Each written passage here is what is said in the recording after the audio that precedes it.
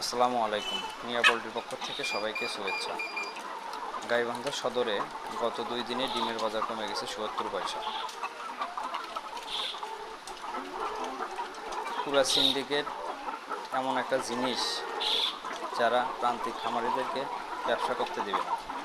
এত টাকা খরচ করে এত পরিশ্রম করে আমরা ডিম উৎপাদন করি, ওরা ডিমের বাজার কমায় দেয়। আমি এই ভিডিওর মাধ্যমে সরকারের প্রতি উদাত্ত আহ্বান জানাবো যে প্রান্তিক খামারিদের দিকে একটু সুনজর দিয়ে না তাকাইলে আমরা কোথায় যাব। কত শিক্ষিত তরুণ উদ্যোক্তা চাকরি না করে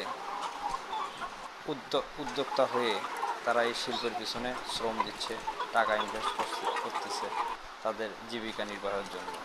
কিন্তু এই সিন্ডিকেটের কারণে আমাদের সব সময় আমরা ক্ষতির সম্মুখীন হচ্ছি। সরকারের উচিত এই প্রান্তিক খামারের দিকে একটু তাকানো।